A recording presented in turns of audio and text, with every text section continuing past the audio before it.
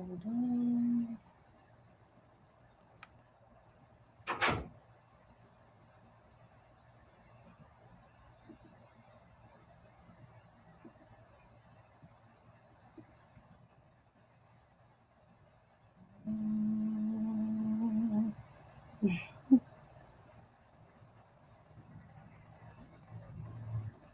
All right.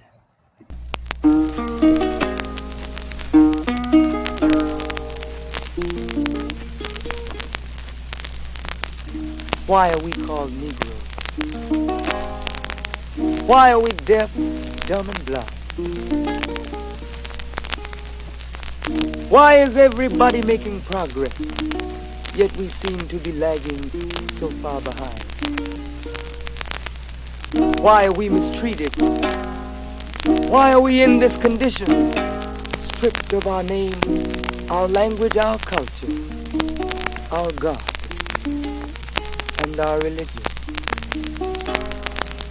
Here in America, all of our religious training has been gotten by the preacher. He has told us of a heaven way up in the sky that we can't enjoy now, but rather after we die. But all of the years that we're living.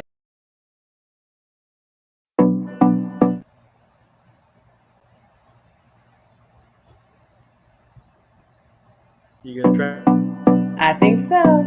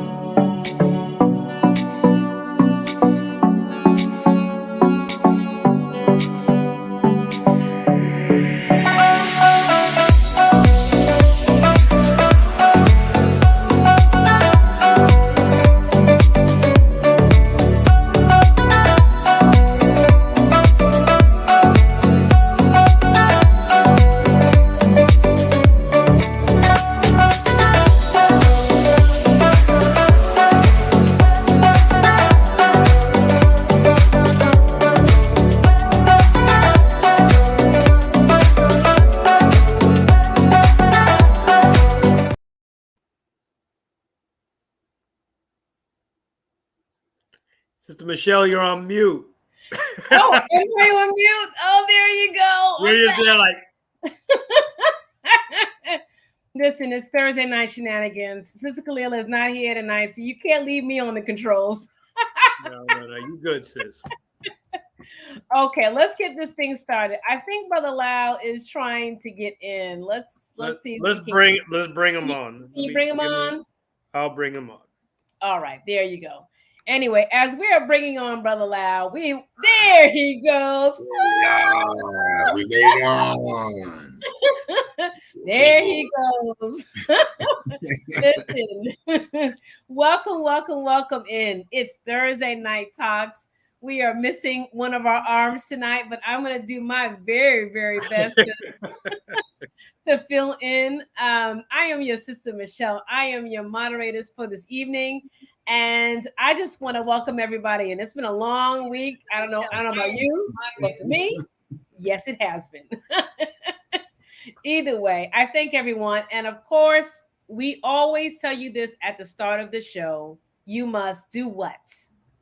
Go get your peoples. There you go. Go get your peoples. That's number one. Number two is you need to like and share. Right now. Don't wait. Like right now. Grab somebody. Go grab somebody. Because listen, we've got a good show this evening. So it's a very fruitful topic. I think it's always something that we need to always keep in mind, especially those that, like myself, have children of color. And if you don't know what we're talking about, if you take a little peruse on our little Facebook page, you'll definitely see what I'm talking about. And we are live on YouTube as well. So if you don't want to be on Facebook, you can join us on YouTube and grab, again, your friends and family to watch this very important show and topic this evening. So I don't want to belabor the message, but I'm going to say it just one last time. Like and share and go get your peoples. And who's that saying that one more last time? Who was that just speaking? Brother, Sister Michelle, the moderator. hostess with the most. Y'all know we got to give Sister Michelle that love now, family. Come on now. With the mostest now. Praise be to God. All right, Brother Loud. I'm going to hand over the baton to you. And Right. I think that way. There you go. Look, I'm all turned around. Here we go. Wait. All right, I got it. I'm running now. I got it. And we're not running from the fight. We're running to the fight, dear family. Always. Running. But you know how we like to say, dear family, Assalamu alaikum to my Muslim brothers and sisters. Praise the Lord to my Christian brothers and sisters. Umgawa Black Power to my Black revolutionaries, and to all you peace and freedom loving people across the land. Peace and blessings. Welcome to another edition of Thursday Night Talks. And yes, you are going to get your peoples tonight. Something that you're going to be enlightened with, and you might as well have conversation that is enlightened. I'm not going to spoil the session what the topic is, but you should be strolling down that page like Sister Michelle told you to do while you're going to get your people, while you're liking and while you're sharing. And just for the record, for those who are tuning in for the first time, you wonder, what is the 7th Region Coalition? Well, think about a very, very special time when the world is dark and people are coming across some dangerous waters. But there's a lighthouse to motivate, inspire, teach, train, and guide to safety. So look at us like a lighthouse. There's going to be plenty of light on in your house tonight as we get into this topic, dear family. And so I just want to remind you again, go get your peoples, family. All of you who've been having interesting conversation about community and police relations, this is the show where you really want to go get your peoples. Bebe, Ray, and all of them. And so look forward to a powerful time tonight. And I'm going to come right on up top here and give that baton to Brother Tony. Go ahead, Brother Tony. Grab that baton. Grab it. All right, let's go, family. In the name of Allah, the Beneficent, the Merciful, the one God to whom holy praises are forever due, who came in the person of Master Fard Muhammad, I am forever thankful to Almighty God for his intervention in our affairs and raising from among us the most honorable Elijah Muhammad. And I thank them both for that wonderful counselor in our midst today, the one who's guiding the multitudes of our people, the Honorable Minister Louis Farrakhan. Assalamu alaikum. Peace be unto you. Welcome to Thursday Night Talks, headed by the 7th Region Coalition to help save lives. This is a group, an organization, a foundation, if you will, to set the course, the trajectory in the condition of our people off to another path. As Brother Lyle referred to the treacherous waters, the Honorable Elijah Muhammad referred to the treacherous waters as a condition of the people. But the people needed guidance, so there was a mighty one who walked on those treacherous waters. And he didn't have a special brand of Nike shoes. We're seeking to follow in the same footsteps of guidance of the Honorable Elijah Muhammad and the Honorable Minister Louis Farrakhan, the leadership that we need to help guide our people. And tonight we are seeing some wonderful examples in the communities that are seeking to walk in that path of guiding our people the right way. They may not be of all the same faith, but we are of the same brotherhood, of the same faith, really, when we're walking that same path. It doesn't matter what religion we claim, we are of the same faith because we're seeking to change the condition of our people. And so tonight's broadcast, which I'm always very thankful for our regional leadership, Student Minister Patrick Muhammad, who assembled this force, this group, to form a coalition in our communities here in the 7th region of the Nation of Islam, to guide our people to safety, first and foremost through the miseducation when it came down to a experimental inoculation. But today we are guiding our people to truth into guidance that will help save lives. And so tonight's program, we will be focusing on the ministry of justice. And so if we could pull up that ministry up. Yes, just give me one little This second is here. one of the 9 ministries given to us by the Honorable Minister Louis Farrakhan in the midst of the Millions More movement back in 2005. And we as a Nation of Islam, we seek to implement these in our communities. Whether we're members of the Nation of Islam or not, we're seeking to unite our people through these ministries. And so, give me 1 second. You almost got it, Sister Michelle. There we go. There you go. The ministry of justice. And so the ministry of justice is the following. It is focused on protecting the rights and privileges of the members of the society and provides for penalties to be imposed upon persons who violate or threaten to violate the law or dispute the peace. No member of the community shall forfeit his or her rights and privileges of membership in the community without just cause and without due process in reaching a determination that such cause exists. The ministry is charged with the development of an independent judicial system in order to carry out its charge. It also initiates legal action, including class actions against external entities, including governments, corporations, institutions, and or individuals who through their actions pose a threat to the essential rights of members of this group. And so tonight, in a very timely, this is a very timely program in the midst of national controversy, which keeps happening and keeps happening and keeps happening. We continue to experience injustice in the form of police brutality, police killings. And so tonight we're going to be speaking to a group here locally in Miami who's doing something about it in cooperation with the police department locally, which it has led to transformation. It has led to a change. And so they're going to be giving a testimony tonight as to how they are bringing about that change. With that, I turn it back over to Sister Michelle. Okay, well, wonderful. Before I get started on the bio, our very own Brother Lau is a part of this. So when I speak about this wonderful organization, just keep Brother Lau in mind, okay? So let's talk about our guest that we have on this evening. The organization name is Circle of Brotherhood.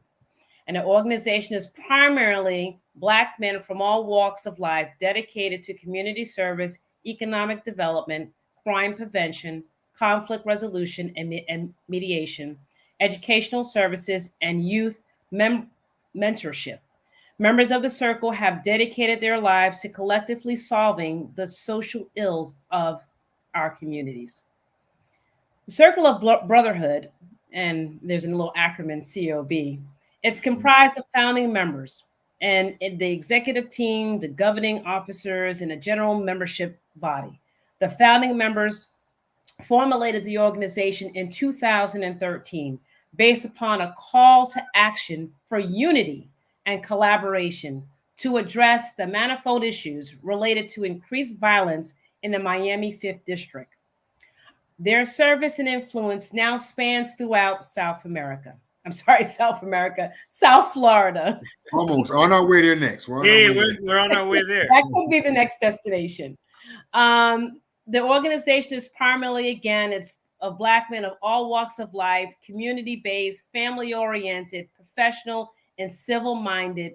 Of course, from the streets to the suites, or to the suits. I'm sorry, to the streets to the suits. To the suites. No, that's the language. To the suites. Oh, I got it. To the suites. So I just want to go over some of their services, and then I'll go into their personal bios. Some of the things that the organization provides is workshops and conferences retreats and seminars, training and consultations, career and transitional counseling, student services, leadership development and life skills training, juvenile services, community-based programs, employment services, and school-based programs. So now our guest tonight, of course, is our own Brother Lau. He's a part of the organization. Okay. Then we have Charles Press, Charles E. McQueen, Ed Hayes, and Sonny. Is it Sonny? I'm sorry, Sonny Campbell. I'm saying that I'm sorry, saying his name incorrectly. But I'm going to read Brother Lau's bio. It's just a little short one. No, you guys know Brother Lau, but I'm just going to tell you a little bit about him either way, because he's going to be on the other side of the house in a minute. So Brother Lau has served as an educator or in education and human development specialist for more than 20 years. With more than 35 years in youth services, he has founded and directed several national initiatives designed to produce transformation in youth and adult populations lacking personal, social, and academic development that has been historically denied, and an opportunity to develop a mastery in life skills. So I'm going to pause there. That's Brother Lau. And Brother Lau will go into a little bit more as I present our next guest. Our next bio is by Charles Press. He began his 46th career in law enforcement as a police officer in 1975 with the Miami Beach Police Department. Charles worked through many levels in units, earning over 100 commendations before retiring as an assistant chief of police. Again, he's got a beautiful bio, and I'm going to let them talk about that in just a minute. But I want to go on to the next person that we have on. His name is Chief or Retired Assistant Chief Craig E. McQueen.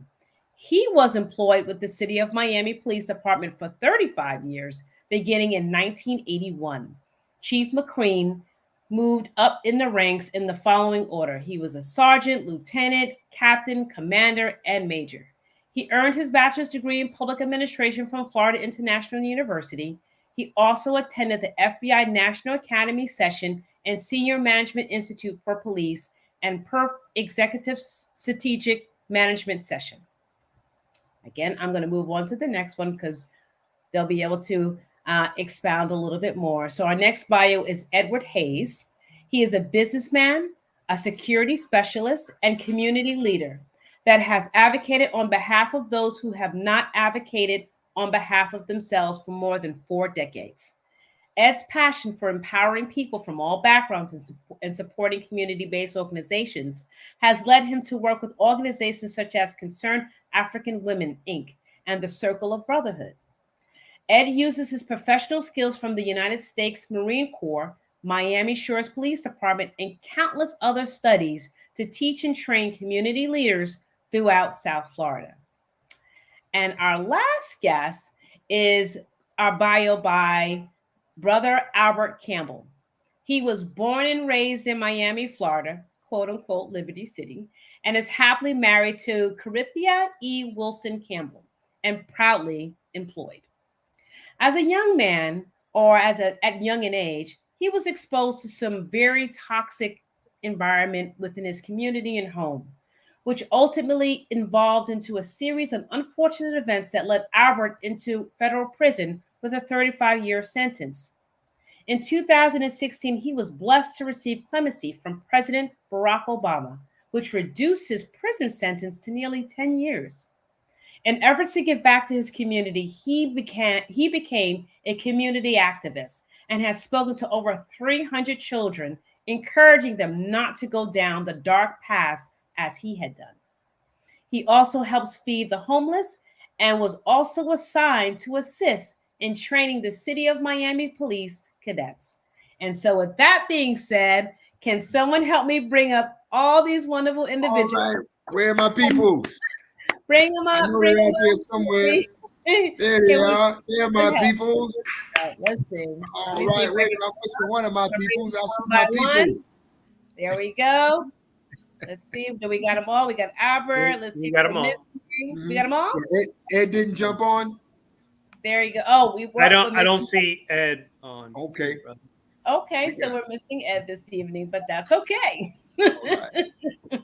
All right. So, well, Brother Lau, since you're now part of the panel, I'm a guest on the Thursday Night Talks. This is the you were a first, guest right? on the Thursday night, so you just changed hats, by the way, sir. So before we get started, I wanted to start off with Chief Charles Press, just to talk a little bit, 2 minutes about yourself, and then we're going to do a roundtable with you all, and then we really want to get into the topic that about making our community safer and more decent place to live, and some questions that we have for you. Hi, good evening, everybody, and thank you for having me on your podcast tonight. I'm honored to be here with you all. I spent, as you said, 46 years in law enforcement, 30 years with Miami Beach Police in the darkest times of the city of Miami, when we were dealing with racial strife caused by police activity that created the riots of the 80s and 90s and brought such anger between the African American community and the police community. In 2004, I retired from Miami Beach and I became the chief of police in Key Biscayne. That was when I formed the Chief Press Foundation, which I have had for the past 17 and a half years, which has served the people of Liberty City, the children of Liberty City, in providing educational opportunities, mentoring opportunities, food, service, bringing police and inner city children closer together and trying to change that conversation that we so deeply need, that we all learn to get along with each other, understand cultural differences, and how to live together, so to speak. Beautiful, beautiful. Retired Assistant Chief Craig McCrean, would you like to go next? Sure. Um, like Chief Press stated, I'm a veteran of 35 years of law enforcement, and I'm the product of the 80s. I got hired in 1981 during that time period. And what I really thought was going to be an easy process for me, because, hey, I'm African American, I figured the people would love me just because I'm African American. But the issue between police and the community was so vast at that point that it took a lot of work to get people to trust us. And I was fortunate enough to be placed in some units where the chiefs that I had at that time, we had some serious problems, and they gave me the opportunity to go in and try to fix those problems and to let folks know that, hey, we do work for you, and we're your law enforcement, and it's okay to talk to us, and to get our officers to get out of their cars instead of riding and smiling like they normally do. We wanted them to get out and speak to people. So that was the biggest change. We had to make a change within the police department, which was extremely difficult because we had all those dinosaurs still here at that time, as we used to call them. And they only believed in the way that policing was done as the 1950s.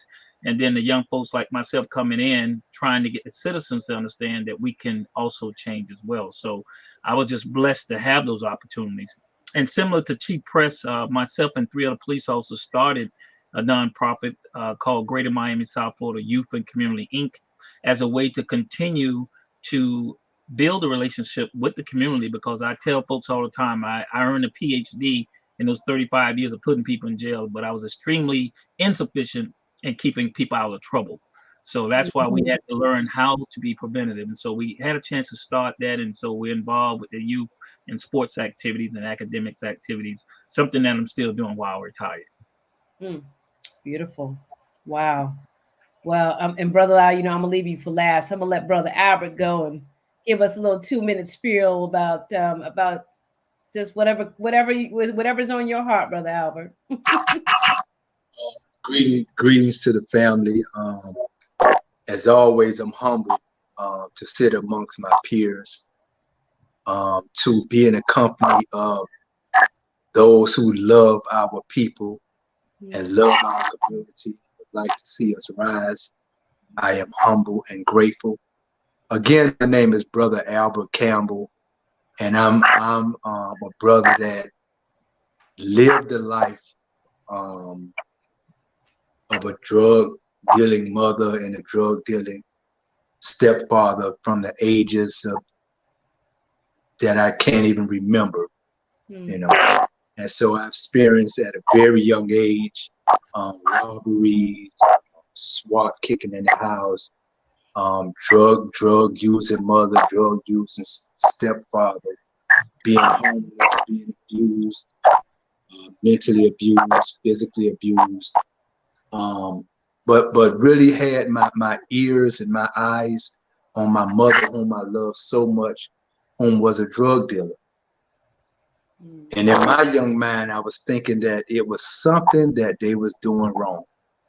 You know, they was getting high off their own supply. We were being homeless. We were being robbed, and everything that you could think of. And so when I was a young boy, really a baby, the grown-ups, they really didn't know that I understood everything that was going on. You know? And so being reared in that environment for, and if I could remember back 4, 5, 6, 7, 8, 9, 10, 11, 12 years old, when I think about my past, I think at a very young age, I could have been a junkie.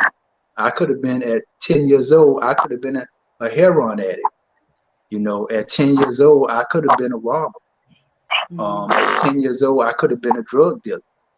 You know, because that was my life. That's what I lived, and that's what I knew. You know, so I'm fortunate enough to be in an organization, like you explained earlier.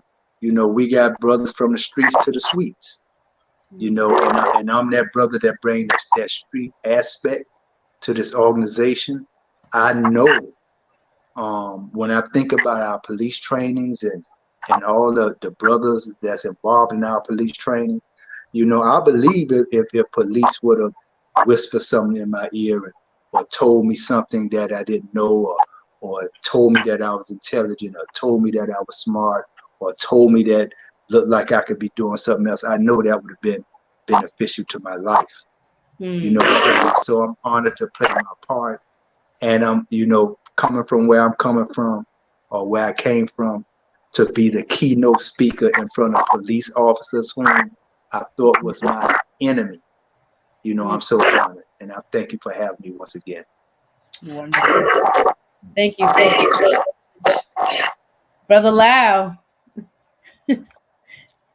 Your turn. Come on. Well, I will take the time to say that at a very critical time in the world, God has placed some very powerful men in a very powerful position.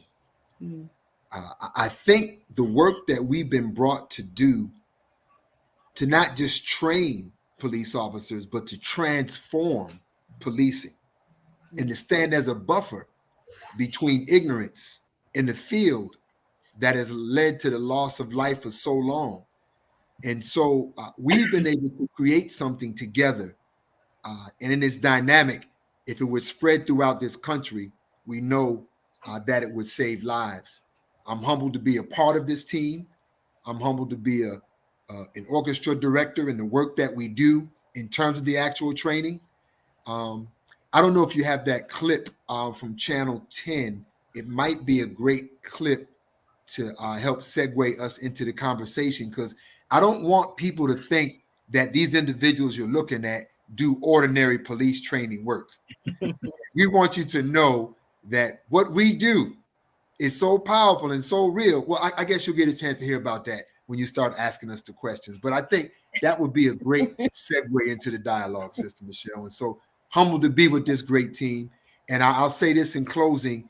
Each of these brothers who work on this police training team, we intimately know each other because we do the work in the community. And so this would be a great segue. Thank you, Sister Michelle. Okay, yes, sir. Let's get this played. Cross your fingers. Can you enlarge it?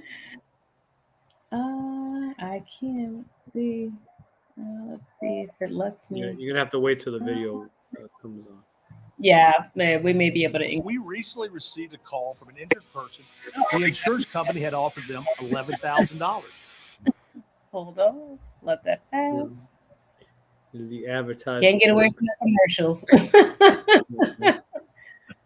Yeah, it doesn't look like. Okay, there we go. Right. Okay. Okay, let's see. Right there. There you go.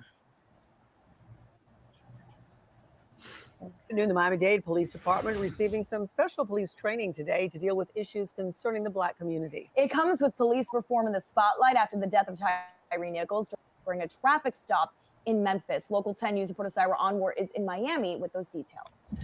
This training has been so successful that both Miami-Dade and City of Miami police departments have made this training a regular part of every cadet class. And I think it's the most realistic training that our trainees can go through. Entering its 6th year, the Circle of Brotherhood provides a unique police training program that puts cadets, officers, civilians, and kids face-to-face with the issues concerning policing in Black and brown neighborhoods. So they get to see what our new officers go through, that we're humble, that we're here to learn, we're here to understand, and we're here to help. The program highlighted nationally after the police beating death of Tyree Nichols in Memphis. Now what you have is a tragedy, and worst of all, a loss of life and a loss of trust in the community with law enforcement. The Circle of Brotherhood is an organization of primarily Black men dedicated to community causes, including crime prevention and conflict resolution. This training hits at the core of human relationships and trauma and racism. The organization hopes more communities follow suit. If this training was done in police departments all across this country, you would see a drastic change in how they interact with members of the community. Trainees commenting on their experience so far. Understanding, a grasp of the community, not just, oh, here's a citation, here's this, here's that. I want to be able to talk to them, be able to find out what really bothers them, find out what the actual issue is and solve that problem. We start off with the youth. We can give them the understanding that, hey, law enforcement is not the enemy. If we all get together, we have the conversations that need to be had, that we all have the same goals. And here in Brownsville, 38 cadets are participating in today's training. That is the very latest from Brownsville. Syra Anwar, Local 10 News. Wow. Okay, that's it. Let's close that out. 1 second. Right. And thank you, Sister Michelle. And I'll just say this as you all segue into your questioning, that training that you're witnessing in that video, again, if it was taking place in other places, you see a marked difference.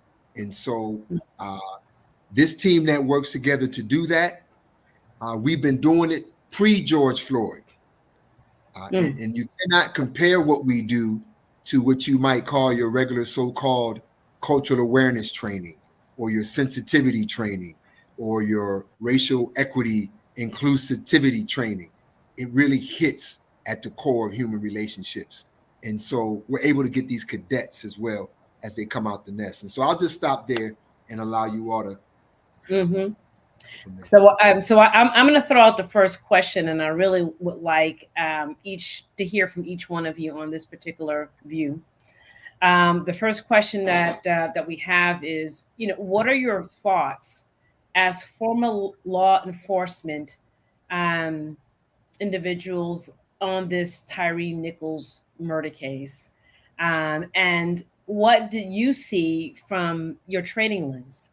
That's one portion of the question. And then the other portion of the question is, what did COB, Circle of Brotherhood, see from a cultural and community lens? And anybody can take this one. But I would let the officers respond first, and then Brother Albert, myself, will follow up. Okay. Yes. Okay. Well, I'm the old guy, and I've been around law enforcement for a lifetime. I come from a blue blood family. My father, my brother, myself. And what I saw on that video was one of the most repulsive, despicable acts of murder that you could ever witness on a video. It's really hard to put into words when you've dedicated your life to a service to try and protect, to try and literally serve communities, to watch what those police officers did, not only the violent behavior, but the lack of empathy from officers who were standing around also and allowed this activity to occur in front of their eyes. And I could tell you that for every step forward that we take in this profession, we just took 100 steps backward with that. And you would think that we would learn from what we saw with George Floyd, with what you've seen in so many of these videos, that it would hit home in ways that police officers just couldn't even consider getting themselves involved in something so bizarre and something so horrific.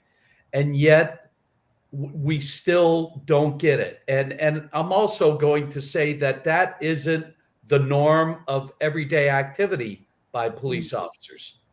But the fact that these incidents continue to happen means that we haven't done the job of training our police officers to understand, have empathy, realize what their roles truly are, and how to understand and learn cultural differences. And that's where we failed, and that's why these things seem to continue to go on. Well, again, from my experience, as the chief stated, I was mortified when I saw that, and particularly for the unit that was involved. I've had the pleasure of having 5 such units work for me. That was designed, as we call them, problem-solving teams or crime suppression teams. But the key element in all of those teams is proper supervision. You have to have proper supervision, because these men and women are going out there and attacking the crime element that the normal police officers don't have a chance to do. They're going after the folks who are involved in narcotics. They're going after the robbery offenders. They're going after the burglary offenders, and also the wanted subjects. So there's always that area where you got to maintain control and composure. And remember, even when you're dealing with a criminal, that person is still a human. So you can't not lose sight of that. Now, not saying that Mr. Nichols was a criminal in any way, but the way these officers were treating him, when I first saw that video, you would have thought he just murdered 20 people. I was extremely upset when I saw the way the one officer approached the vehicle. So all of the training that I have actually had, that I actually attended, and all of the training that I actually gave, because I also trained at the academy level, also trained in-service people, and also trained people that were involved in what we call survival detail, which we give them street scenarios to handle street type incidents. All of that went out the window with these guys. But the first thing I noticed, there was no supervision. There was no sergeant, no lieutenant, no corporal, nobody of rank on either scene. And the chief has already admitted herself that the lack of supervision causes problem. But here's the problem, as the chief stated.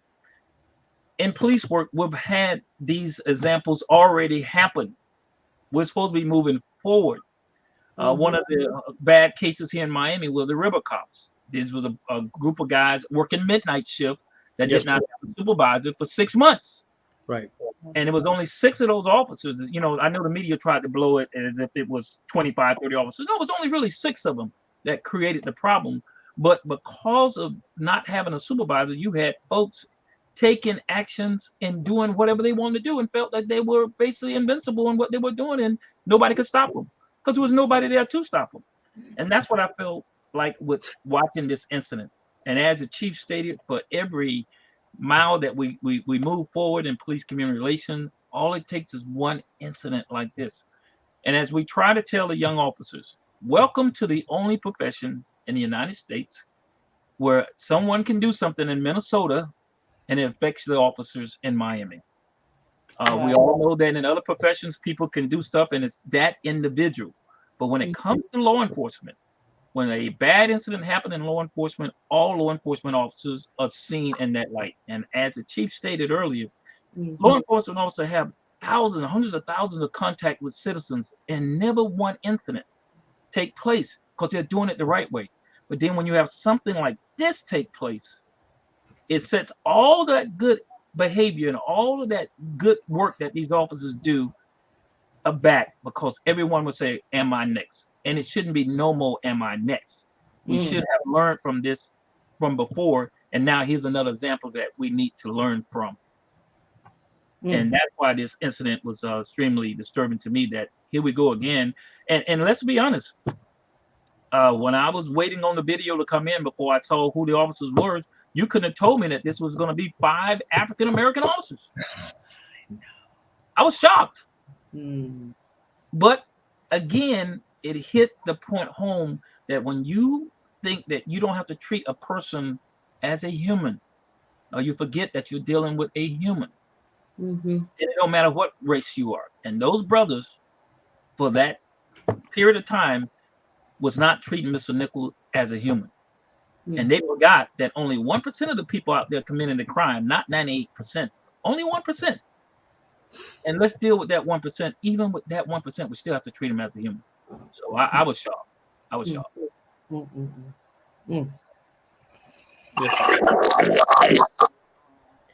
You know, this incident, it just reminds me of the past. Brother Albert, it sounds like you got some kind of interference in the background. I'm not interference from your microphone. Brother Albert. Yes. It might be. I don't have anything going on here. Okay, it sounds like maybe it's a little interference, my brother. Yeah. Perhaps if you log off and come right back on. Okay, I'll do that. All right. While Brother Albert is logging off and coming back on, I want to put something in perspective that makes this team so unique. You know, so what I saw in the video is what I've seen my whole life. I haven't just seen it on a TV screen or on a video. I've seen it in person. I've lived it. I've been through it. I've watched others go through it. And so for me to now be 56 plus years young and still be witnessing that there is a culture of animalism, right? A culture of superiority that has to be wiped out of all institutions, including the institution of policing. And I must say, as I come through my personal feelings, I understand the critical role that we play together now to make sure that, number one, we check those kind of abuses. And lastly, I just want to say, so people are crystal clear, the circle of brotherhood, we're not the type of brothers to see something like that happening in our community and stand around and videotape and watch. We're just not those kind of brothers, even if it would cost us our life.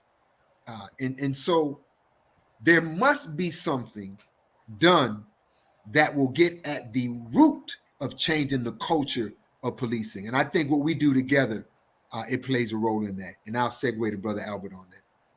Okay, Brother Albert. Am I sounding a little better? Oh, much better. 1,000%. Okay, thank you. 1,000% better. Thank you. So just, looking at that incident, it just reminds me of all the incidences that happened before then. And what kind of like sets us back, but which was a good experience for us, because we were basically concentrating on people that come into our community doing policing that did not look like us and did not understand us. But when we view the last incident that just happened, all of those officers look just like us. Right. And so that gives us more work to do in our community, because our community now, not only that they have to look at the people that don't look like them, now they are suspicious of the officers that look like them.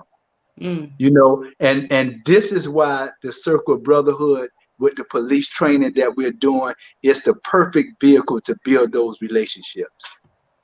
On that note, if I could segue into another question, what makes the training of the Circle of Brotherhood in relation to police, especially in light of these type of incidents like the Tyree Nichols and the George Floyd incidents, and all these countless incidents that have been happening and continue to happen in America?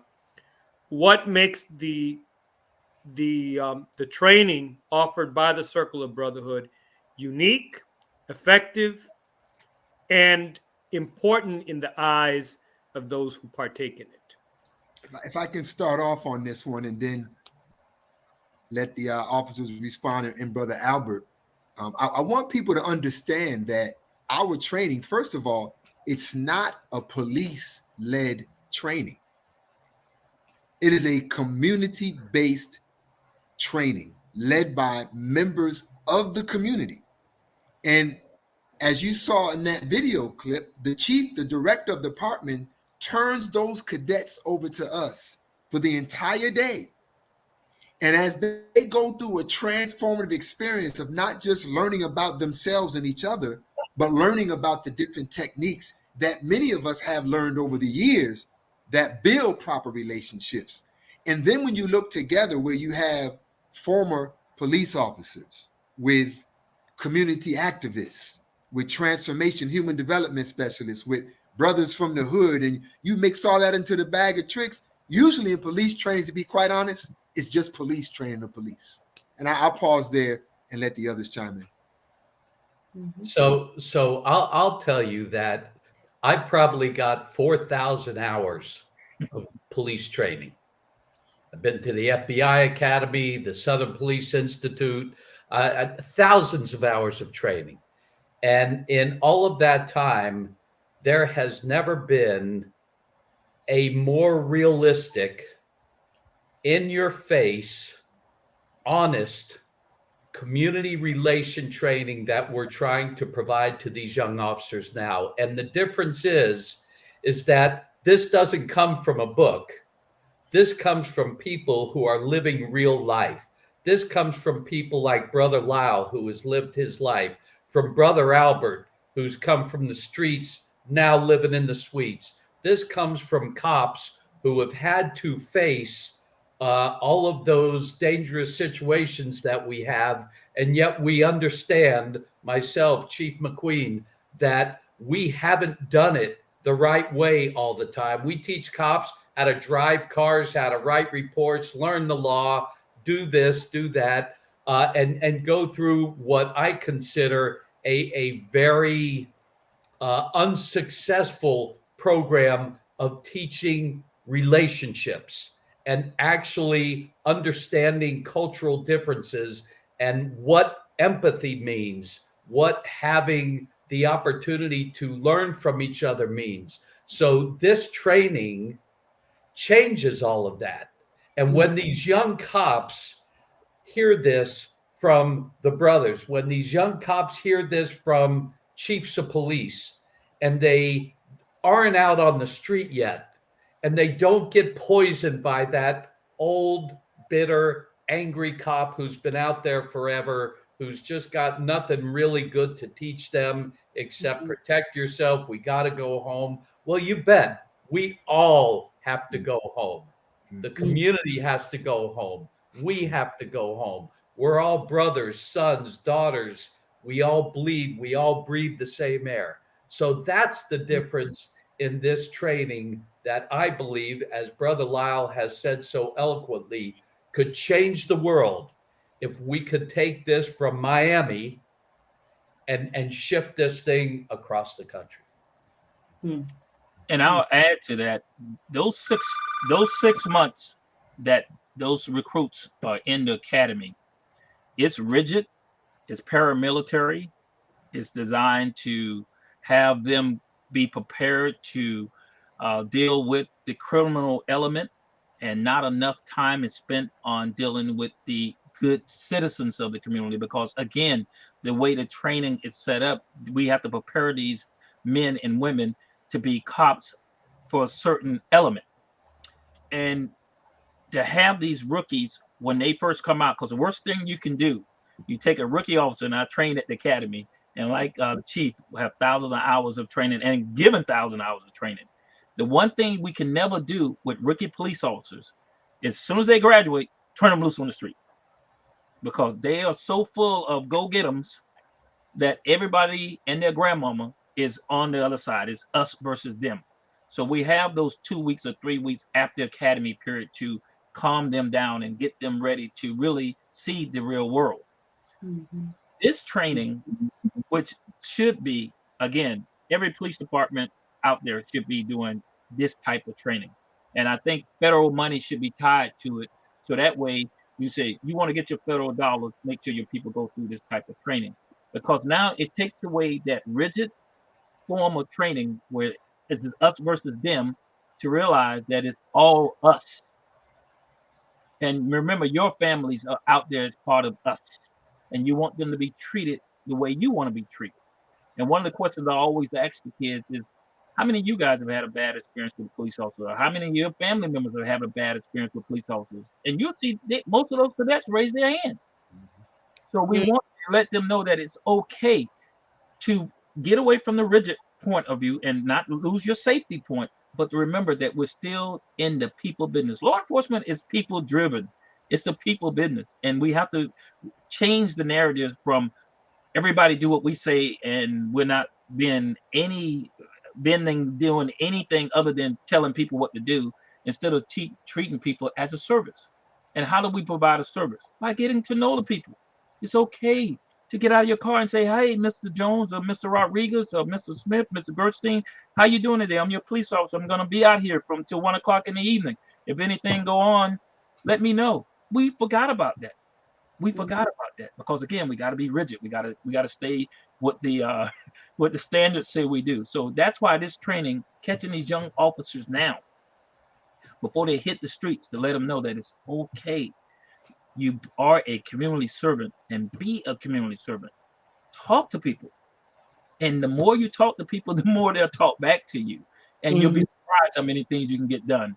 And I'll give you some examples of that later on, about park and walk details and what I was able to do with those. I have a question, and you can add on, if brother Albert, you can chime in. I think you were about to say something, but I didn't want to lose this thought, because what's going on in my mind, honestly, is the stigmatization of how Black and brown, and how we're looked at in some ways, villainized on television, and police officers are human beings, right? It's a career, right? You go into it, but somehow, we're in certain neighborhoods, or how we are as people, we're looked at in a very different way. And so when they're coming into these types of positions and they're being trained and taught, what seems to happen, right? They get some of the training, but the loss of sensitivity and the empathy, when it comes down to, yes, all people are decent, but when you're going into a crime infested community, then something switches. So how does the circle of brotherhood, talk about that? Because that's a real issue, because how we're looked at, right, is how somewhat we're treated, even though that's not the case. And in certain neighborhoods, it's that thought process, or that thought is, well, nothing but drug dealers, and ain't nothing but this. They just shooting up each other, and they ain't got respect for themselves, and so it's that mindset that happens. So how do you deal with that? How do you create sensitivity and empathy when you're walking in a neighborhood and you're already, as an officer, and you may be a one of color, and one of maybe not of color, but you're full of fear. And so how do you deal with that? Well, I will just say, and I'm just going to lead into Brother Albert, that this gentleman right here gets standing ovations from police cadets after he talks to them. This is a man who went through the system for 22.3 years. And when he is through talking to these cadets as a human being, those cadets who came into that class 8 hours earlier as these rigid, as Chief McQueen says, these rigid trained cadets, and they hear humanity speaking, mistakes made or life-changing issues that happen, that is where we have lacked forever. We just haven't trained in a humanistic way because we felt the only way to train was to protect ourselves and to put bad guys in jail without realizing that everybody who makes a mistake is not a bad person. So I'll turn that over to Brother Albert because he owns that crowd at the end of the day. Thank you, Chief Press. What I do in my presentation, I present myself as the person that they are serving, the person from the past, the present, and the future.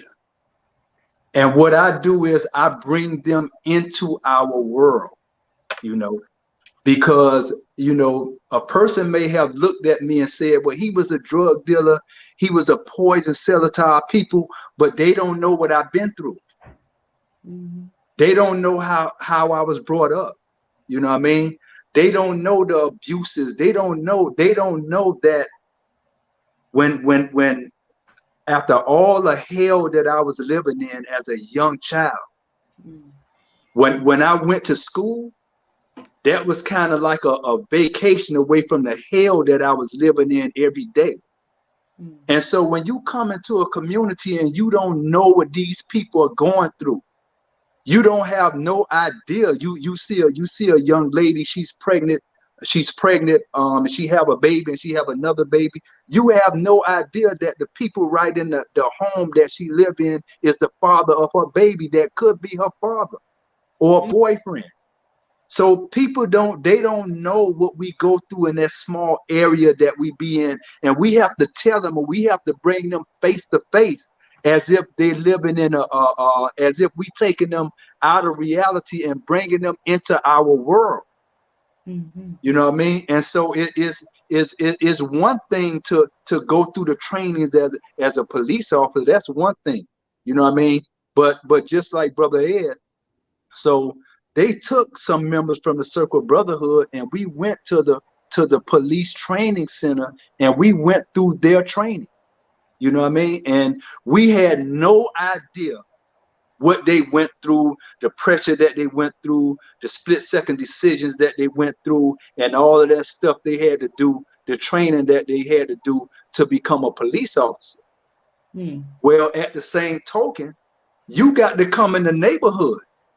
And you got to go through some scenarios, and you got to listen to some people that done been through some things. You know what I mean? And what we come to find out is the same cadets that sit before us. Some of they same family members have been going through some of the same things that we experience. So we teach them in a very real way, what they're dealing with when they come into our community. Because we don't. They said that we are products of our environment, but when you are a product of your environment in the deepest sense of the word through experience, man, you are really other than your own self, and it takes somebody to understand what you've been through to deal with you properly. And so that's what I bring to them. I just want to add one thing onto that in reference to your question, Sister Michelle, and that is there literally is a part of our training where 99% of the individuals, they're getting introduced to the historic roots of white supremacy and Black inferiority for the very first time. And they're getting it in real time. and they're digesting it as they're actually realizing that we've all been participating in this for all of our lives. But being in the community, we're in the hood, and when they come in the hood and they see the love in the people, it removes that false sense of fear and that false sense of belief. So there's a sincere, deep cultural and psychological training aspect to understanding white supremacy. That's also a part of what we do. Brother Lyle, in sorry. relation to making our communities safer and more decent places to live, as the Honorable Elijah Muhammad, I'm echoing, of course, what he desired for us to do in making our communities more safe, more decent places to live. It requires for us to not just learn, but also unlearn. I have a question in regards to that. What tangible success stories, if you could offer some, that have come out of this particular training, have you? What dialogue, what actions have you seen and experienced firsthand that have made a change and a difference here, particularly in Miami? I give 3 quick examples off the top. And I want people to understand that we're also the type of organization that hold the feet of our local police departments to the fire when they're out of order.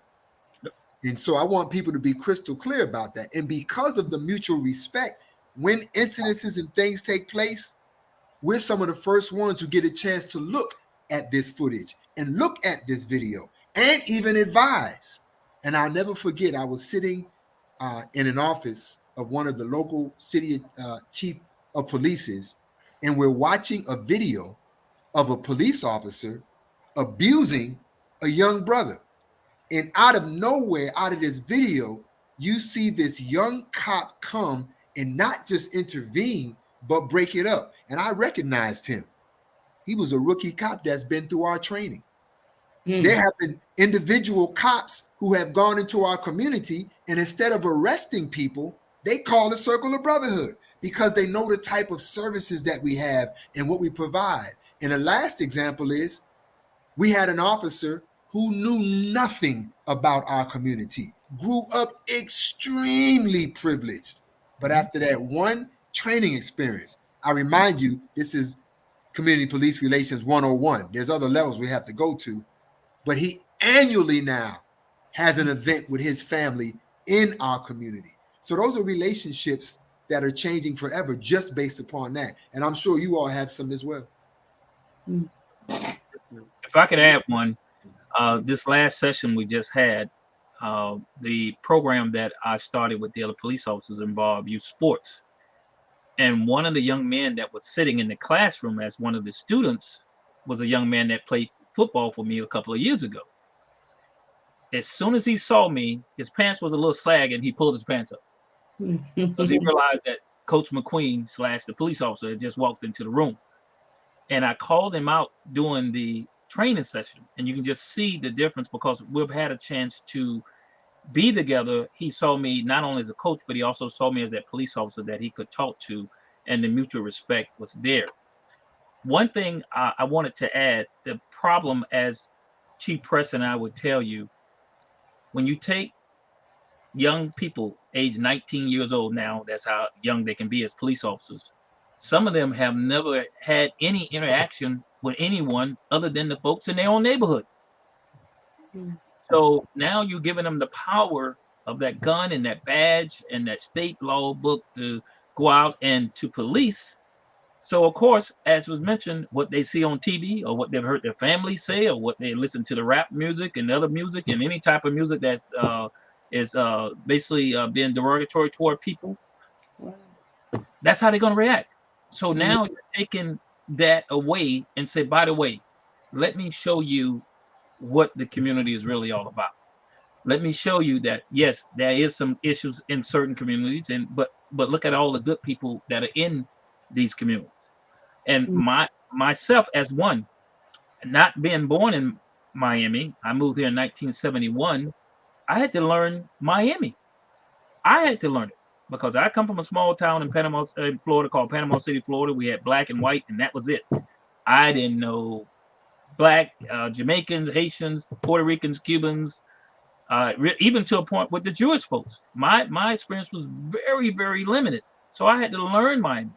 And I had to do that as a young person just to survive. So I know when we get these young officers that are coming in and they're 19 years old and the only job they ever had was maybe at one of our local food places, they have zero experience. But now, because of this training, they get a chance to speak to a Brother Albert. They get a chance to see a Chief Press who found it not robbery to go to a black community and give out toys that he collected from the white community, showing them that there's an issue that right across the water that these kids need some help, and he found it not robbery to do that.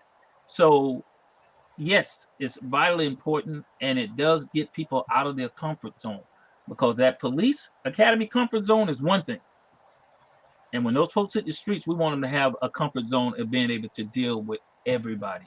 And that's why the training is the reason why I got involved. Because I have to tell you, I'm very hesitant when I lend my name to something, because if it has no purpose, I'm not gonna march just to march anymore. I'm not having rallies to have rallies anymore. I need to see results when I get involved in something. And when I was contacted by Brother Lyle and of course Chief Press, that hey, this is something that you need to get involved in. And I saw it for the first time and I realized how important it is. And I said, okay, this is what's missing. And again, it's because the kids get a chance to get out of that police rigid comfort zone, which they're gonna need to once they hit the streets. Wow. Does anybody else want to share any kind of success stories? Yeah, I want to share a Chief Press success story because I want people to understand who and what they're looking at, you know. And to my fellow members of the Nation of Islam, I'll say to you that Chief Press is just as important and loving to me as Father Flager is to the minister. I met Chief Press in the hood. I met Chief Press, and even though he was a police officer, he wasn't policing in the hood. He was building bridges and relationships based upon the love that he had, you know, for wanting to see people live a full life. And so we've actually worked in the trenches of the hood together. That man you're looking at right there, Chief Press, he took 10 young people from one of the worst parts of Miami, flew them all the way across the country, and they had a chance to spend time at a national conference with Barack Obama. They didn't go with Chief Press just because it was a free trip. It's because he built a genuine relationship. And he also, I got to let people know, he's not just so-called former Chief Press. Chief Press is in the State Hall of Fame of policing because of the community work that he's done. And he jokingly likes to say he gets more hugs and kisses in Liberty City when he goes home. That's because the people honor and respect him because his work speaks for itself. And lastly, he's been the chief of chiefs. And so when you can have that kind of influence, we've been able to provide this training with 5 local police departments. 2 of them now make it mandatory for their cadets to go through. And so I think that's transformative. I think so too. And I just want to say, Brother Lau, right behind you, I think they do absolutely need to see Chief Press because they can identify and see if he, at his level, can show empathy and concern, right? And love for a community that may not look like him. This should tell them to themselves that then maybe I need to change my thinking if I'm not thinking in that manner, or I'm not taking this opportunity, this career that I'm taking on as life-saving and not life-taking. So I just wanted to come right behind you and say that. Well, in relation to the trainings that you do, Brother Lyle, and everyone else here, Brother Albert and Chief Press, Chief McQueen, what are we planning next? What is being planned next in terms of the trainings for police locally here in Miami? Well, I'd like to say something, and then I'd like you all to cast your vision along with it too. You know, let's not get it twisted, family. This is Community Police Training 101. And so for anyone who's ever gone to college or the university, you know you're just getting the basics. But we also have to realize if we keep the boot off of the neck of one brother, if we keep the fist of an officer out of the face of one citizen, then we're making a tremendous impact. But the idea is, and I got to give the city of Miami credit, they saw what we were doing with their cadets. We actually have trained the entire command staff for the city of Miami Police Department. And so we look forward to, of course, expanding this, but then there's other levels of training that we can go to. We cannot stop. You know, there was a call for a new educational paradigm. We're calling for a new policing paradigm. When I hear the word police reform, I always tell the folks that I'm in front of, there's no such thing as, you can't get rid of the police. I mean, we don't want that. I don't think anybody want to pick up the phone and dial 911 and a carpenter show up. When you dial 911, you want your police to show up. But this is the perfect form of police reform to see an issue, correct the issue, and show the benefits of what you're doing to make sure that the police is properly trained and understand their role, because they play a vital role in keeping everyone safe, including themselves. So this is the type of police reform that's needed, so that way officers understand to learn who they're dealing with and how to deal with them. And also remember, yes, there's bad guys and bad girls out there that's going to cause problems, but not everybody you stop is a bad guy, bad girl. They should be able to, and also be able to de-escalate when necessary. So if I had my way about it, yes, we're here now, but this should be a national model that all agencies follow. And we should be able to get to those folks up in DC and have a little meeting with them. And if not, maybe have them come to the training and see what has been done here in Miami. Because I can tell you wholeheartedly, when we're engaged in the community, in Miami at one point, we shot 7 unarmed people during a particular time period, and not one rock was thrown by the community because of the fact we had been out there in the community, and the community respected us enough to come to the station and go, okay, show us what happened here. Show us why this action took place. We had meetings at churches. We had meetings in the local school. And that's what kept Miami from exploding again, because Miami has a history of exploding. If you guys know, from 1980 until the last Super Bowl in the 90s, every even year, we were having civil disturbance, and we had to learn from that. So this is a proper learning model. And again, if I had my way, I would take all of these brothers with me. We'll go right to the vice president's office and say, okay, you're in charge of police reform. Let us show you what true police reform should look like. And here's a perfect example of it. And we can start with those recruits, get those in-service people, and as Brother Lyle said, the staff, because the department goes as their chief goes. And when their chief is involved in ensuring that people are treated the right way, then guess what? Those men and women that work for him is going to emulate that throughout. But if you got a chief that's only interested in numbers and nothing else really matters, and they're out there. Trust me, we've all worked for them. But those are really just waiting on an incident to take place. So while this is going on, if I could have my way, we would get these brothers in front of the vice president or whoever's in charge of the police reform board, and let's get this going throughout the whole country. Brother Albert. Yeah, so I'll add with that. During the process of us doing what it is that we do,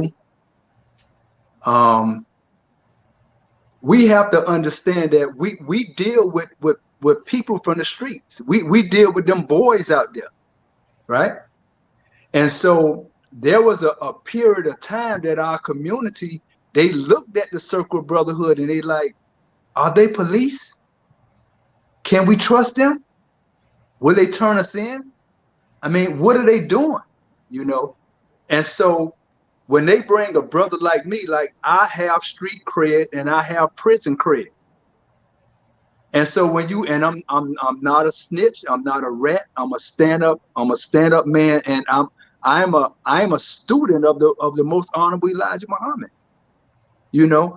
And so them boys from the streets, you know, we through our work, they begin to trust in the work that we do. They're like, nah, they not police, even though we're bringing something in the community that has never been in the community before.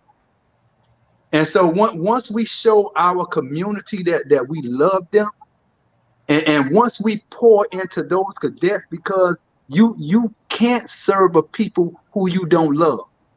Mm-hmm. And so we have, and so all of us have a different piece of this gumbo that we put together, but it's rooted in love and it's rooted in the trust that the community have for us, because all of the work that Chief Press been doing, and all the work that the Major been doing, and all the relationships they have been building throughout their 20, 30, and 40 years. And so I know, man, the thing that we do is rooted in God. And our community, they've been crying and they've been praying nearly all their life for God to send an organization that's going to come and make their life and make their community a better place to live. And I bear witness that the Circle of Brotherhood is that good ship that they've been waiting on and praying for. Mm. I have a I have and maybe I should wait to the end, but I'm going to ask the question now, and starting with Chief Press. Give me your top advice would you give to anyone, right? That's in these type of incidents that have occurred in the neighborhoods or whatever, young people that may be in a situation with a police officer, and how to kind of get out of when I say get out of it, meaning get out of it safely, right? Wherever the situation is, either get a ticket or whatever the situation, so that it doesn't escalate into something else. What your top three advice would you be for young people or people of color, anyone that we see right now that's being, at least it being attacked in a sense during these incidents?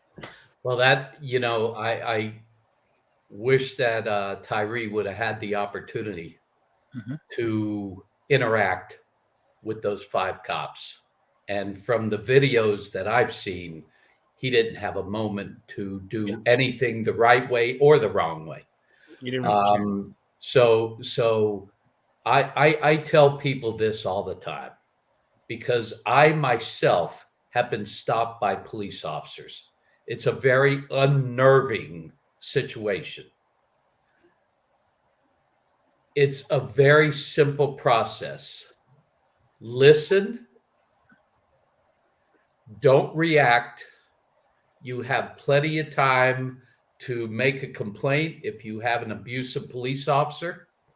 But at that one moment, whether that police officer is the best in the world or whether that police officer should have never been given that badge and that gun, there is a control factor there that can escalate simply by reacting in a negative way to the stop itself. So my thing is, when I was stopped, I did 10 and 12. I let them see my hands. I waited for the 2 different police officers in 2 situations, and one included me being in my police car in the state of New Jersey, where I was stopped by a New Jersey state trooper, and he got out of that car and put his hat on and scared the hell out of me, because I had a government tag and I saw this guy was very, very rigid and very serious. I never did anything but listen to everything he asked me to do until that was over. Never saw my badge, got my ticket, said thank you, and went on my way. So the idea of confronting in that moment is the worst thing that anybody could do.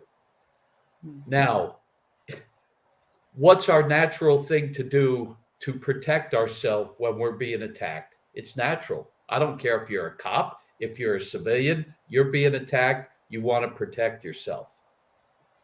But in most cases, it's that verbal interaction, that license and registration, that the circle is famous for getting these cops to understand that simply demanding a license and registration can cause chaos if it's not presented the right way and if it's interpreted the wrong way. Do what they ask, live for another day, and take your case to the police department. Police departments now have taken internal affairs cases more seriously than they ever have.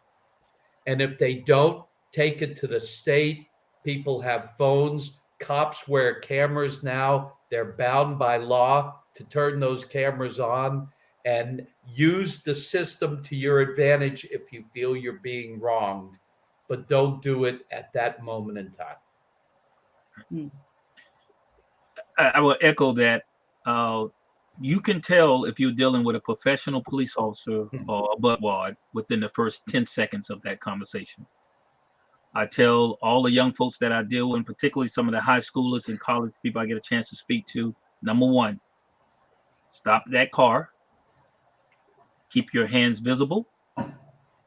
Prior to keeping your hands visible, these kids are so quick to record everything. Put your phone right on that dash, record it, and listen. Just listen. A ticket is far more better than a bullet. Listen. If you got an aggressive cop, why argue with an aggressive cop? He or she will win. Don't say a word. Give your information. If you're sitting on your wallet, let them know I'm sitting on my wallet. Do I have permission to get it, or do you want me to get out the car and you get it from my back pocket? Don't create a problem, because if you do, then at the end of the day, you want to go home. And as the chief stated, please, folks, it's okay to file a complaint. Most times, especially in African American and Latin communities, if they don't receive a ticket or anything happen and they're let go, they just go home. They say, okay, I'm going to let that go because I got treated like a child. But since nothing happened to me on the negative side, I'm not going to form a complaint. And that's the worst thing in the world to happen, because we find out that officers have had a trail of complaints, but only one person has filed it. Right. So first and foremost, listen, no sudden movements, keep your hands visible, and just listen. And if you listen to that officer, you can tell from the beginning what type of encounter it's going to be. And even if the person wants to get a little rough with you, patting you down and stuff of that nature, again, if they're violating your rights, you have the right to not only sue him, sue that department, file those complaints, but do it. And all it takes, and I can tell you from the law enforcement side, when you start getting complaints and the NAACP and different groups are coming in filing complaints on you, you straighten up your act because you realize that, hey, I messed up. But if no one ever complains because of your treatment of them verbally and physically, then these folks will continue to get away with it. But for our young brothers and sisters, don't argue, just listen. Do exactly what they say. And if you are right on that ticket, trust me, that officer decision is just for that night. It's not the end all. You can still get to go to court. You still, he or she has to prove it. The judge makes that final decision. So go to court instead of going to a funeral home. That's right. Thank you. So I'll say real briefly, Brother Ed is not participating tonight, but every member of the Circle Brotherhood, we have orientation that each member go through before they become a member. And Brother Ed, he teaches force on force training. So he teaches us about when they stop us in the car, where to put our hands at, what to say, and the stuff that the major just explained right there. So every member of the Circle Brotherhood, we go through in our orientation of force on force training to deal with the interaction with the police officers. So I'll just add two things. One is to our brothers and sisters who are listening out there, and you have the mindset, you know, and Chief, I'm glad you prefaced your remarks by saying the brother Tyree, he never had a chance to do any of that. That's right. Fam, you got to understand when your life is on the line, you might have learned a little move or two of how to fight. It don't always go perfect, but if you use it, you got a better chance of surviving than not. Right. So when you hear these techniques in this training, put it to use. Let's just be honest. I know a lot of black men teach their sons this, but are you stepping outside of your house to teach our young brothers how to survive so they can make it home at night? And so the techniques, do they always work? No. Do you want to learn how to use them in case you need them to work? Yes. And I must say this last thing, in respect and honor to Tyree, in respect and honor to George Floyd, and so many other names that we could say. Never be the aggressor in words, deeds, or action. However, if aggressed upon, fight with those who will fight with you, and God will grant you the victory. That's right. You know, and so for all of those slain brothers and slain sisters and slain youth who have become martyrs in this modern day massacre of brutality, may we ever come closer to realizing that we have to find our humanity again. And my last point is, don't think that this training we're talking about, it just automatically turns somebody who has a hard heart into a precious angel. Right. But it does expose them. Yes. We can see who you are for what you are. And you know now that we know who and what you are. And I have been involved in having police chiefs get fired and having officers get fired and having people who have been damaged by the police vindicated. And so I'll just stop there and let you all choose how to close from there. As we, Sister Michelle, as we start landing this plane, maybe we should start moving towards final comments and commentary from our panelists. So I have a final comment. Yes, so sir.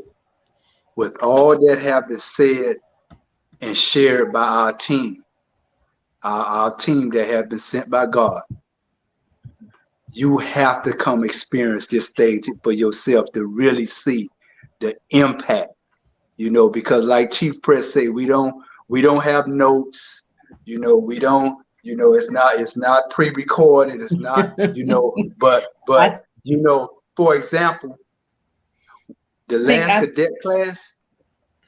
cadet class, it was a bunch of young people that had young energy. And so we adjust to the classes that we have. And I invite everyone that's listening, you should make it your business to come visit one of these trainings. And you won't be the same after you leave. And you're not even a cadet. I promise you that.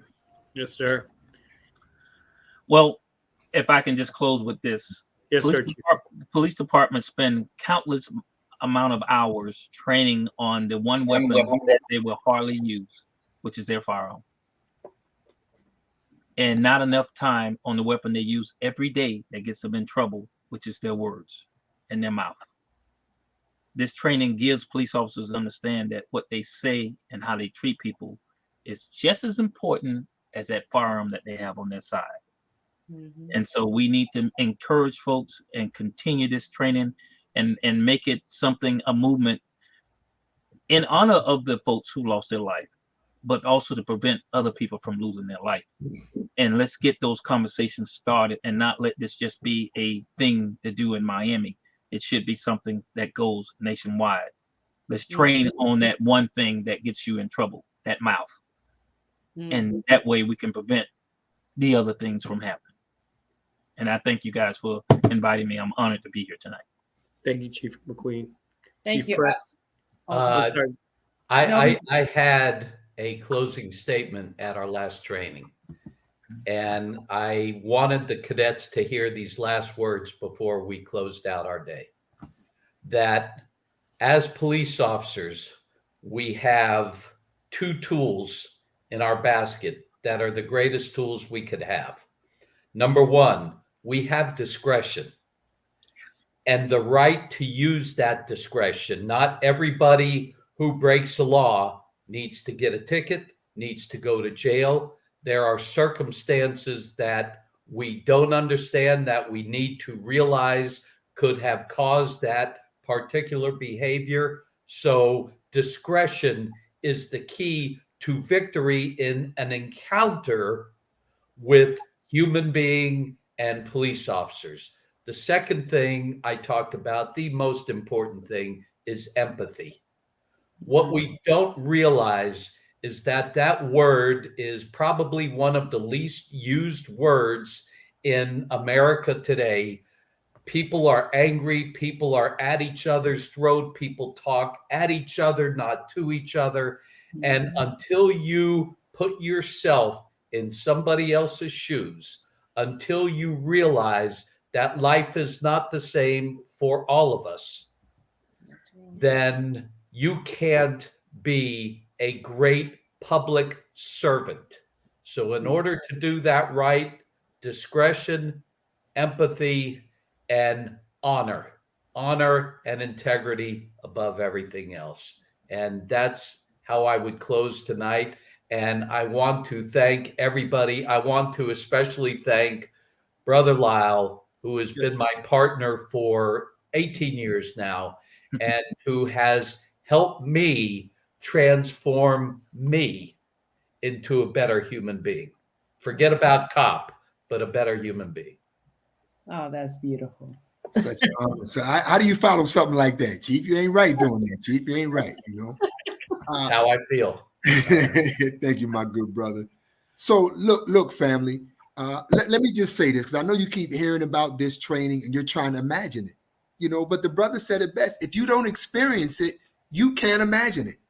Right. We were blessed to have in our city for Peace Summit just a couple of weeks ago during Dr. Martin Luther King's birth anniversary, formerly known as Student Minister Tony Muhammad, now known as Minister Abdul Saeed, our beloved brother, Abdul Malik Saeed. Abdul Malik Saeed, yes, sir. Our beloved brother had a chance to experience spending some time with the Circle of Brotherhood. And he said these words. He said, I've been all over this country and other places. And what you all are doing here with the Circle of Brotherhood, it isn't happening anywhere else like this in the country. And I only share that to say that all of you who are out there that have a part of the solution, get on the playing field and play your part. I don't know. Maybe you do have another group of brothers from the hood that train the police and it's mandatory. Maybe you do. I don't know. I'm just saying. But the beautiful thing about it all is don't take for granted that those young officers, when we go around in our circle, they're 21 and 22 and 23 and 24. They're young. And so we're getting the eggs right out of the nest. And when you have directors of departments begin to understand that, change gonna come. So change is here, and we got a methodology. And go to our website and look up more of our civil servant training. We also now train public defenders. No new public defenders coming to Miami-Dade County without coming through our training again. And we're going after the state's attorney's office next. Let me just before you all close out, and we'll all let you go. We know we've spent quite a bit of time on this topic, but I just wanted to say on the last note, because of your unique training, do you allow or how is it, or how can other communities utilize your services? Is it something that you can do virtually? Do you have to do these things in person, or has that been thought about on how to move it on another level or platform where people can access it? Mm-hmm. Yeah, it's going to be all above. Just like anything else that's authentic, you got to get the real deal first. Yeah. We can travel. We all traveled before. Yes, and we will. communities need to stand up for their communities. If the police departments won't seek what they need, then the community, you better seek what you need to have some courage to allow organizations and individuals like us to come into your cities. And we have the credibility and the relationships to do it. And we definitely know how to do the transformative part of it. Beautiful. Right. Perfect. Well, I mean, I just want to thank everyone for coming on Thursday Night Talks to really talk about this issue. It is really something that it's important, especially, it's funny, in one of the moments, the State of Union address the other night, it's that conversation, right, that we have to have with our children, that others that don't. And it is a scary thing, but to know that organizations like Circle of Brotherhood are doing what you can do to help sensitize the situation and really de-escalate by training, really sensitivity training and training about empathy and care and love and understanding and not prejudging. It helps, right? We know doesn't solve everything, but we know that everybody has to play a part in really making our community safer and more decent, and it comes from both sides. And again, I just want to thank you all for what you do and the passion to really try to do what you can to save our babies. Because at the end of the day, Tyree and all these others that unfortunately dealt with these particular individuals in law enforcement lost their lives, and that's somebody's child, somebody's brother, somebody's father. And it meant something. These people are human beings, and so I just thank you all for coming on and really sharing what you do. And hopefully, the people in the audience have heard the same and share and like and share this platform with whomever you think that can benefit from this information that we provided this evening. And so again, my heart, my soul just says thank you, thank you, thank you. I know Brother Lau, we love Brother Lau, and we know that if Brother Lau has put his heart and soul into this, then we know it's a good thing. So Brother Lyle has been on this platform for how long, Brother Lyle? We've been doing this as a 7th Region Coalition. It's 2020? 2020. It's 2020. Many times those that have been tuning in didn't know that you've been involved in this level of work, my brother. And so we thank you, Brother Albert, Chief McQueen, Chief Press. Thank you for the hard work that you are committed to help transform our communities and produce the change that we want to see. Thank you. All right. Well, thank you. We will let you go. We will finish out our segment, but again, feel free. Brother Lau, you could stay. Put my host hat back on now. Stay. You can put your host back on. All right. Back on. Well, appreciate you, brothers, for coming on, brothers. Thank you. Mm-hmm. Oh, Sister Michelle cut herself off too? No, I don't want to take off Sister Michelle. Okay. Oh, did you take me? Oh, you took me off. You're back. You're back, Sister Michelle. No, hold on, Sister Michelle. Sister Michelle, I'm pressing the button, Sister Michelle. Stay right I got you back on, Sister Michelle. Right. Stay right there, because I know you get ready to do the tree of the week. But before you do the tree of the week, I don't want people to forget about the 7th Region Coalition Cash App. Come on. That's right. Hold on. If you have benefited from tonight's program or any of our programs, if you even have learned something new that'll benefit your life as well as the life of others, make a donation tonight 5, 10, 15, 20, 25, 30. You know how the song goes. Come on, family. Right. Put 5 on it, but don't sing the rest of the song. Don't sing the rest of the song, please. Family, don't just think about supporting us. Take the time to do it. That's right. 3 years strong, family, and we still love you, and we're still helping to save lives. Do your praise God. And before we move on from there, from Cash App, please again, Cash App. Don't forget to subscribe, like, share. Come on, family. Look, share it with someone you care about. We have a library of information, inspiration, motivation, teaching, and training, and it's one of a kind from the 7 Million Coalition. Pick your topic and let your family get exposed to this, family. Like, share, subscribe. Come on now. Do your part. All right. Perfect. And I think the last thing is, if I can bring it on, Sister Michelle. The 3 of the week. We don't want to miss this one. Come on. Does it have something to do with a windy city? Wait a minute. It is a windy city. Does it have something to do with a day for a savior? The tree will not blow away. It'll stay very firm. The tree of the reed. I'm sorry. I just got.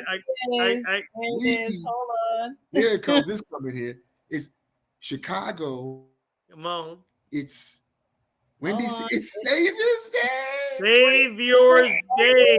Do we have the flyer, Sister Michelle? Now let's see if I don't know if I have the flyer, but let me see if I can.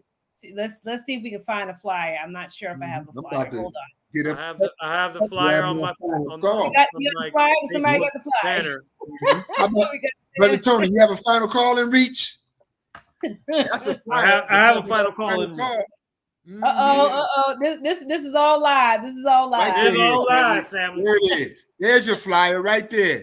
Savior's Day. It's your latest final call newspaper talking about injustice and the need for justice. Look at that cover right there. And that has been the theme. There we go. This has been the theme the past couple of weeks. And dear family, the war of Armageddon has begun. That is the theme for Savior's Day this week. This year. In a couple of weeks, we'll be up there. But this is in Chicago, Savior's Day 2023, February 25th to the 27th. The Honorable Minister Louis Farrakhan will be speaking on the 26th of February. You don't want to miss it. That'll be the program will be on NOI.org. on that Sunday. Please tune in. You do not want to miss this program. Or you could just get on a plane and just travel to Chicago. And you could that might be the wisest thing to do, is to get to Chicago. And if I can, on that note about getting to Chicago, I want to say quickly, I wonder what was going through people's mind during a time when Jesus walked this planet 2,000 years ago, and somebody thought, well, I'll see you tomorrow, but you never had that chance till tomorrow. I wonder, those of you who love your freedom fighters and you say them, and yet you have an opportunity right now to be with the Honorable Minister Louis Farrakhan in just a couple of weeks. I don't know about next year's Savior's Day, but I do know about this. Please do not take the presence of our who you say you love. Please don't take it for granted. I will heart and my mind, and I will be there with my student mentality. Hear the Honorable Minister Louis Farrakhan, family. This could be your last opportunity. This is very, very true. Don't take that lightly. Go to NOI.org, get your registration, get your tickets for Sunday to experience the lecture for yourself. It's filling up fast, family. So very fast. We implore you, we encourage you to go to NOI.org, get your ticket, get your registration. All roads lead to Chicago. That's right. So listen, I think we've done great tonight. Great Right, job. family. Awesome job. Sister Michelle, great job on the controls. Come on, Brother Tony. Give him some love working on those controls. Sister Kalila, you know we love you. We miss you, Sister Kalila. You know, we throwing a couple of punches there for you, though. You know, wanted to make sure you got that. But you all know we're not a gang, we're not a clique, we're not Here a it crew. comes. Seven Reasons Coalition. And we out, family. Thursday, family. We Peace. love you. Assalamu alaikum.